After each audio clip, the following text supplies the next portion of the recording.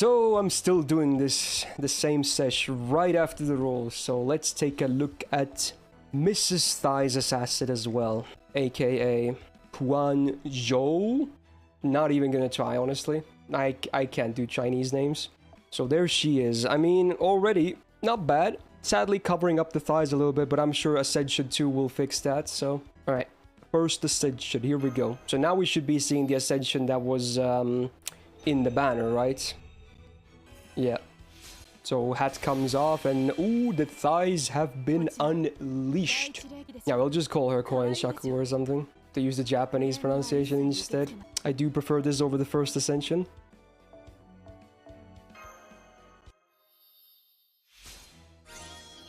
Did I get a suck bonus again? Was that like a triple or something? She really wants to be praised, huh? I'll praise you all day, baby.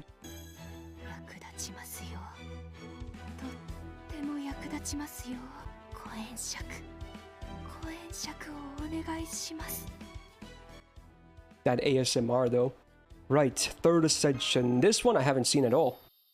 We did see the first as a teaser and the second on the banner, but what about this one? Oh, the legs get fully exposed, huh? Wow. It's even better. Wait, are her feet actually visible? I can't see them right now, but I'll take a look at the sprites later. Alright, final Ascension time. Also haven't seen this one. Is it gonna be a fad service one? The real question here. Honestly, kinda, but not really. I mean, the thighs are still there. They're nice, but it's not like super fan servicey. It's kind of cool at the same time, you know. It's honestly more tame than I was expecting. Interesting colors, I guess. Yeah, very like autumny colors.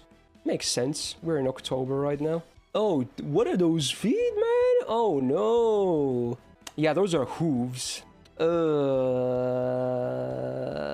Okay, I'm down bad enough, but you know, still. Okay. Oh, so even here you could see one of the foots. As a member of, you know, the feet appreciation gang of the highest kind, I am a bit sad about this, but you know what? I do still appreciate nice legs, and at least, yeah, from ankle and upwards, looks pretty damn nice. So aesthetically, you know, not my favorite when it comes to like waifu designs, but even outside of the waifu factor, I guess there's a bit of coolness to it too. Yeah, I like the jagged edge blades. Definitely gives me assassin vibes, I suppose. Yeah, I like the shoulder. As a former World of Warcraft addict, I do love me some giant shoulder pads as well. She's cute and kind of hot, and also kind of cool at the same time. So she's like filling a lot of different quotas here. There you go. It's like something for everyone. Anyway, then we're gonna move on to the gameplay side. So let's see. I assume she's quick, right? As far as I know. Yeah, quick MP. Deck is double quick, double buster. Okay, so another Lancer deck. Not triple quick. I was honestly maybe expecting to see that. So the hit counts: 4 hits on the quick arts, 3 hits on the buster, and 5 on extra. Seems to be very standard numbers for these days, but again, they're not bad by any means. They're good numbers. And yeah, I guess it's worthy to mention that, yeah, the deck does favor a Ruler Scotty interaction as well with the double buster. Now, in terms of the baseline stats, you got 11k attack on base with no foes. I was hoping to see a little bit of a higher number, because obviously she's also an assassin that does have a gimped modifier to begin with on base. So, you know, leaves a little bit to be desired, honestly. But it's not bad. It could have been a lot worse. Now, let's take a look at passives. 3 of them, in fact. Presence Concealment C, which gives her 6% star generation. Riding B, which is nice, 8%. Yeah, she's obviously quick focused. That's nice. Or if anything, you would have hoped to have seen a higher number. But again, even having riding passive on an assassin, kind of luxury when you think about it. Because obviously most assassins don't have a riding passive. So just having it is nice. Then we got a unique passive that is Buster Star Absorb. A little bit, okay. 10% apparently. Interesting. So again, more like Ruler Scotty synergy. I assume her own kit has a bit of crit stuff as well, if these passives are anything to go by. So passive-wise, that's it. The final one is the event bonus. So nothing crazy. Even for nowadays SSR standards, maybe a bit underwhelming, if anything. But I don't think it's bad, honestly. Maybe my expectations are just too high for SSRs nowadays, but yeah. Certainly, having writing is nice on an assassin that is quick-focused. Then ZMP. Now, first of all, what's the hit count? Ah, it's an 8-hitter, so yeah.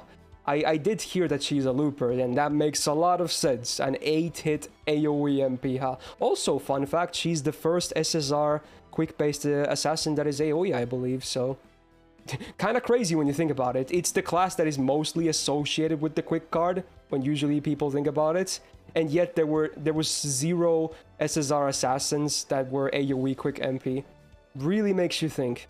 Now, what are the effects? First of all, self-quick up for 1 turn before damage skills with overcharge. That's great, considering it's an 8-hitter MP. And then does the AoE damage, which has a mod or like a power mod against evil enemies, I believe. Okay. And small chance to stun for 1 turn. Interesting. Numbers-wise, it's a flat 40% chance to stun, a new normal effect. And the power mod also doesn't scale. It's a flat normal effect of 150%, which is standard. But again, evil? That's a good trait or alignment. It's common, obviously. So now that I realize it, I kind of did, because I did the Yanqing buff breakdown. Yeah, so let me actually look at my notes. I actually still had... This is funny. Wow, yeah, that buff actually helped me out here. So, for evil riders, there's 9 of them, and there's 15 evil berserkers. Not a bad number at all. That's actually, yeah, 24 total with those 2 classes. Overall, I think the MP looks fine. It makes a lot of sense. Definitely should be able to loop quite easily, if I had to guess, with the you know, the hit counts. So, I'll be taking a look at the looping sheet later as well. Now let's move on to skills before that. Another red and green icon, which again makes sense because it's her main card types. Oh, it's so small text again. So self-quick up 3 turns, self-buster up 3 turns. And when attacking with quick before damage, self-star generation up for 3 turns? Whoa. And that status lasts for 3 turns as well. To have that happen with the quick attacks. And then when before damage with buster cards, you get crit damage for 3 turns, and that also lasts for 3 turns. So that's 6-turn cooldown. That looks nice, dude. That's great synergy. Do love that they're both also before damage. That's great. So numbers-wise, quick and buster up, first of all, both 30% on max rank. Pretty standard, I would say pretty good. Can't really expect anything higher than that, to be honest. And then the numbers for the other 2 are flat, so the star generation before quick damage is 20% for but again it's 3 turns, and you can stack that probably a lot. So, and keep in mind it only says it has to be a quick card, so obviously this applies to her MP too then. So even the MP on an 8-hitter AoE gets a bonus at least 20% star gen. Obviously later, if you're doing looping, it's gonna get better and better because it's a 3-turn effect. So yeah, she must be like absolutely a star machine.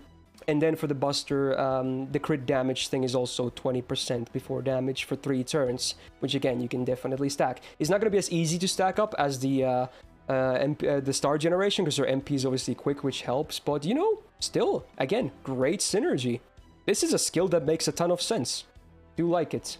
Now we get an icon for an Invul Pierce. Cool utility, I suppose.